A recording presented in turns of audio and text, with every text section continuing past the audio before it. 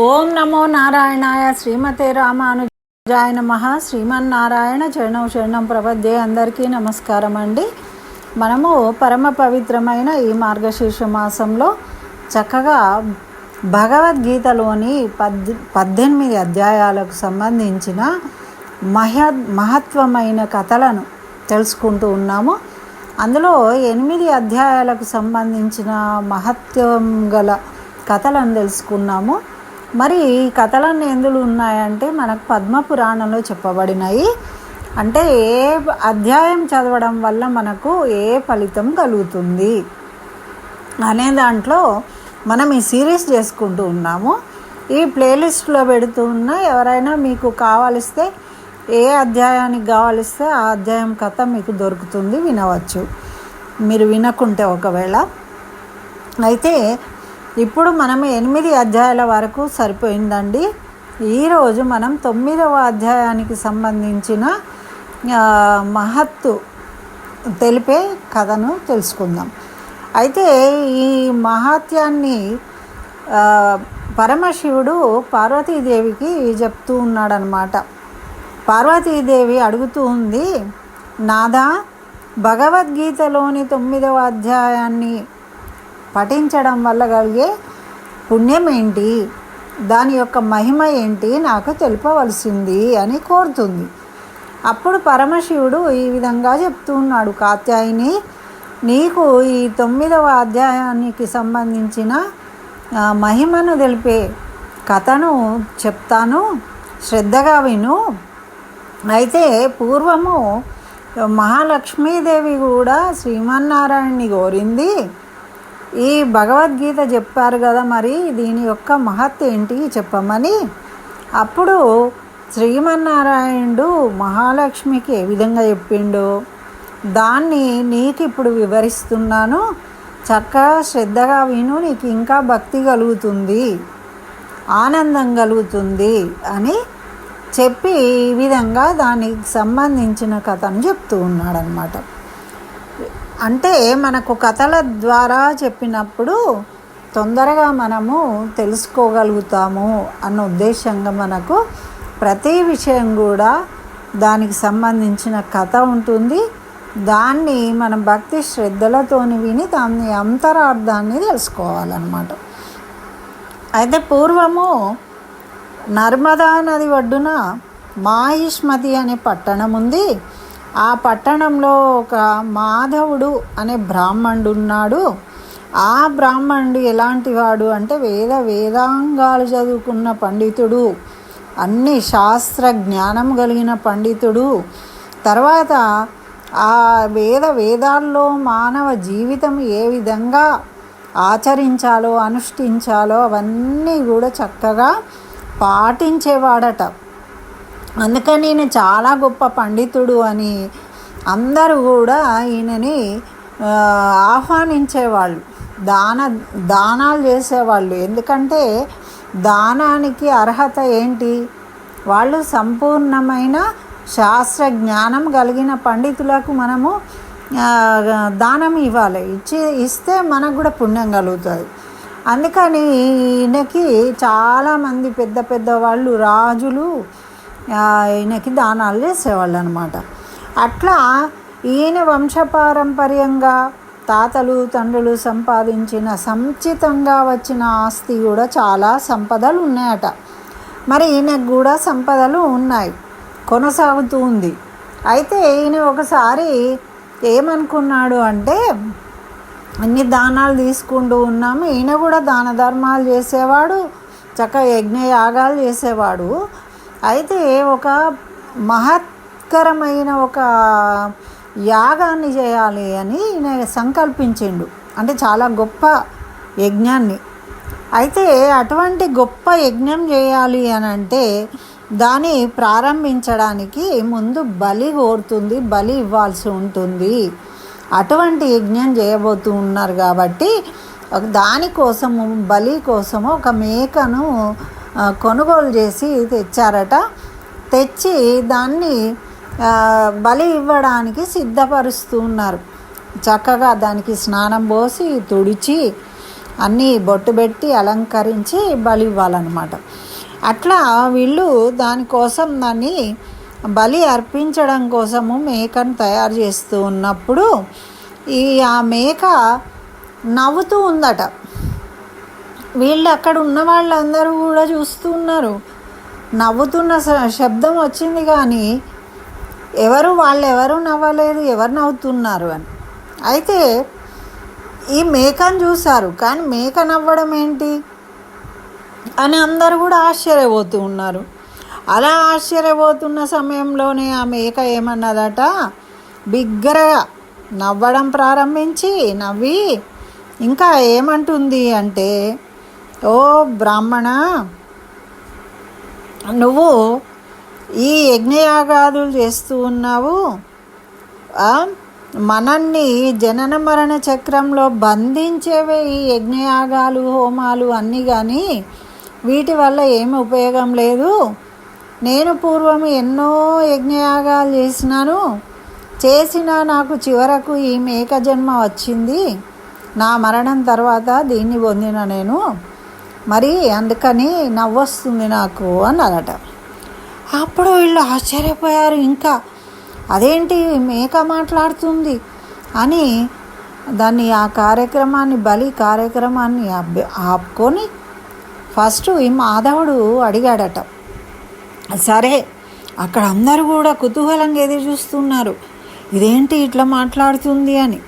మరి సరే, నువ్వు అసలు ఎవరు, నువ్వు ఈ మేక జన్మ ఎలా ఎత్తావు, మరి ఏ కారణం వల్ల నువ్వు ఎత్తినావు, నువ్వు ఎలా మాట్లాడగలుగుతున్నావు మేకవై ఉండి, మరి నువ్వు ఏమేమి సత్కార్యాలు చేసినావు నీ జన్మలో అని నాకు తెలుసుకోవాలని ఉంది, కాస్త వివరించు అన్నాడట. అంటే అప్పుడు ఈ విధంగా చెప్తూ ఉంది, నేను చక్కగా చెప్తాను.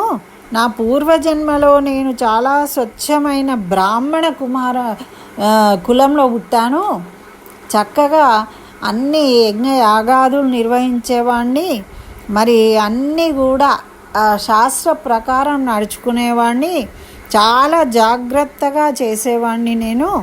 మరి ఏమైంది, నా బిడ్డకు అనారోగ్యం కలిగింది.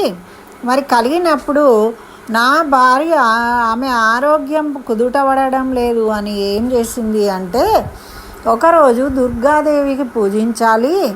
మరి ఆమె దుర్గాదేవికి పూజించినప్పుడు నా బిడ్డ వ్యాధి బాగు కావాలంటే ఆమెకు ఒక మేకను బలి ఇవ్వాలట, అందుకోసం మేకను తీసుకురండి అని చెప్పింది.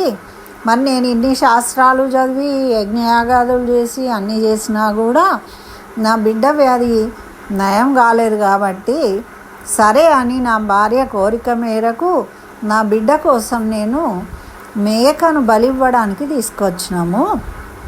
అయితే అప్పుడు ఆ మేకను బలి ఇచ్చే సమయంలో ఆ మేక శాపం ఇచ్చింది నాకు.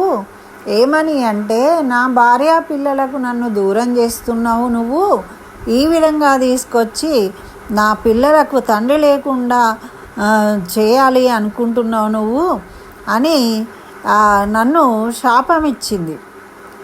అప్పుడు నా మరణం సమయంలో నేను మరణించిన తర్వాత ఈ మేక జన్మ ఎత్తవలసి వచ్చింది దాని శాపం వల్ల ఈ విధంగా. అయితే మరి నేను ఎలా మాట్లాడుతున్నాను అంటున్నావు కదా, నేను పూర్వజన్మలో చేసిన సత్కర్మలు ఏంటి, దాన ధర్మాలు చేసినాను, మంచి యజ్ఞ యాగాదులు చేసినాను, బ్రాహ్మడు ఏ కర్మలైతే చేయాలో అవన్నీ చేసినాను, ఆ గోవిందుణ్ణి స్మరించుకున్నాను. అందుకని చెప్పేసి ఆ పూర్వజన్మ సుకృతం వల్ల నేను ఇప్పుడు నా జన్మను మర్చిపోకుండా స్మరించుకోగలుగుతూ ఉన్నాను. ఇంకా ఆ గోవిందుణ్ణి మేక జన్మ ఎత్తినప్పటికీ అని తెలియజేసిండు. చేసి ఇంకా ఏమంటున్నాడు అంటే, నీకు ఇంకొక కథను కూడా చెప్తాను, ఆసక్తికరమైనది, నీకు అవసరమైంది కూడా, ఇప్పుడు విను, నువ్వు వింటా అంటే చెప్తా అన్నాడట. అన్నదా మేక. అంటే సరే చెప్పమన్నారు. వీళ్ళందరికీ ఇంకా చాలా ఉత్సాహంగా ఉంది. అప్పుడు ఆ మేక ఈ విధంగా చెప్తుంది, ముక్తిని ఇవ్వగల కురుక్షేత్రం, కొన్ని క్షేత్రాలు ఉంటాయి, భద్రాచలము ముక్తినిస్తుంది, మోక్ష క్షేత్రాలు అంటారు. అట్లా కురుక్షేత్రము ముక్తినిచ్చే క్షేత్రం అన్నమాట. అటువంటి క్షేత్రంలో ఒకప్పుడు సూర్యదేవుని వంశంలో పుట్టిన చంద్రశర్మ అనే రాజు ఉన్నాడు. ఆయన ఒకసారి సూర్యగ్రహణం వచ్చినప్పుడు గ్రహణ కాలంలో దాన ధర్మాలు చేస్తే చాలా ఉత్తమ లోకాలు లభిస్తాయి అని చెప్తారు కదా. ఆయన రాజు కాబట్టి ఉత్తమోత్తముడైన ఒక బ్రాహ్మణ శ్రేష్ఠుణ్ణి పిలిపించిండు. అయితే ఆ బ్రాహ్మణ శ్రేష్ఠుడు వచ్చినప్పుడు ఈయన దాన ధర్మ కార్యక్రమాలు చేస్తూ ఉన్నప్పుడు అందులో ఒక చెండాలు శూద్రుడు కూడా వచ్చిండు. ఆ దాతృత్వంలో ఆ దాన ధర్మాలు అందరూ చేసుకుంటారు కదా బ్రాహ్మణులకు, అట్లా ఆ శూద్రుడు కూడా వచ్చిండు.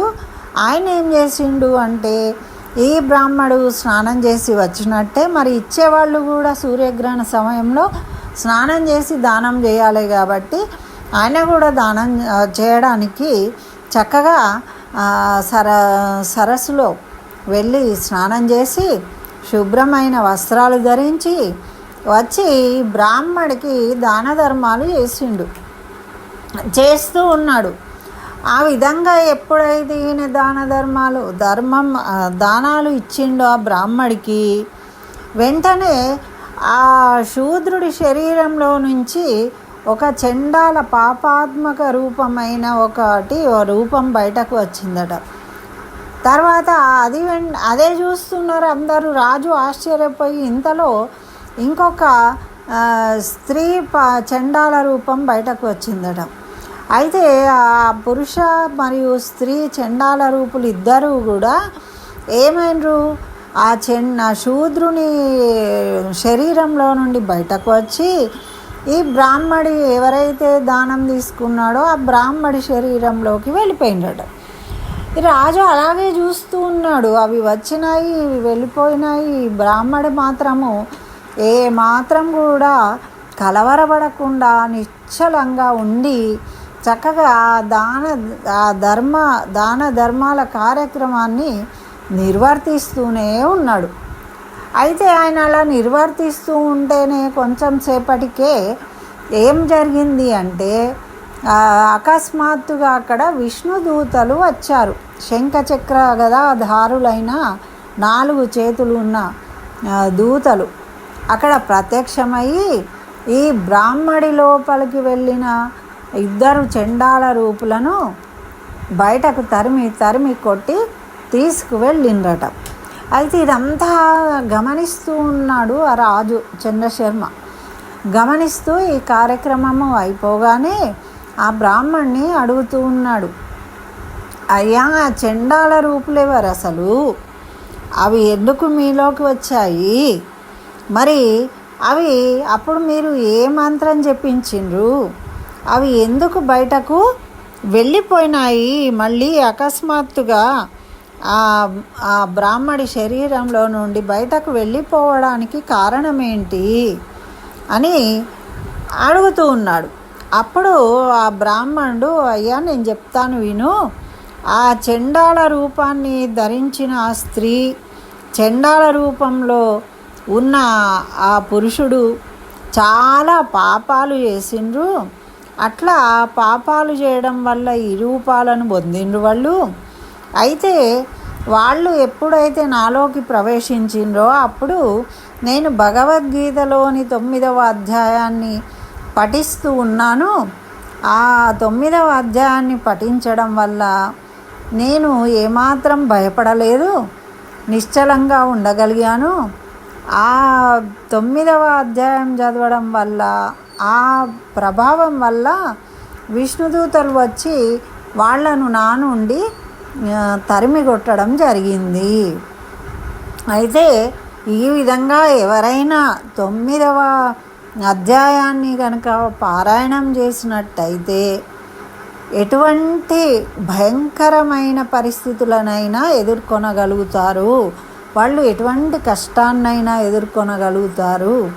నిశ్చలంగా భయం లేకుండా జీవించగలుగుతారు అని చెప్తూ ఆ పారాయణం చేయడం వల్ల చివరకు గోవింద పాదాలను చేరుకుంటారు అని తెలియజేసిండట. అట్లా ఇప్పుడు ఆ మేక ఈ విధంగా చెప్పిందనమాట. అప్పుడు ఆ రాజు ఏమన్నాడు ఆ బ్రాహ్మణితోని, అవునా అంత మహత్తు గలరా ఆ 9వ అధ్యాయం భగవద్గీతలో, మరి నాకు కూడా నేర్పించండి అని ఆ చంద్రశర్మ రాజు ఆ బ్రాహ్మడి దగ్గర ఆ 9వ అధ్యాయానికి సంబంధించిన శ్లోకాలను చక్కగా చదవడం నేర్చుకొని తను కూడా పఠించడం మొదలుపెట్టాడు. ఆ బ్రాహ్మడు కూడా చక్కగా అలా 9వ అధ్యాయాన్ని పారాయణం చేస్తూ ప్రతిదినము కూడా చివరకు ఆ గోవిందుణ్ణి చేరుకున్నారు. అట్లనే ఈ రాజు కూడా ఆ గోవిందుణ్ణి చేరుకున్నాడు అని మేక మాధవుడు మిగతా అందరికీ ఈ విషయాన్ని తెలియజేసింది. అప్పుడు వీళ్ళందరూ కూడా సంతోషించి ఆ మేకకు అభినందించి నమస్కరించి, ఓ ఉత్తమమైన మేక, సరే నువ్వు మాకు జ్ఞానోదయం చేసినావు అని చెప్పేసి ఆ మేకను వదిలిపెట్టి వీళ్ళు చక్కగా ఈ భగవద్గీతలోని 9వ అధ్యాయ పారాయణం చేస్తూ ఉన్నారు. ఆ 9వ అధ్యాయం పారాయణం చేయడం వల్ల మనము జనన మరణ చక్రం నుండి విడిపడి ఆ శ్రీమన్నారాయణి పాదాలను చేరుకుంటాము.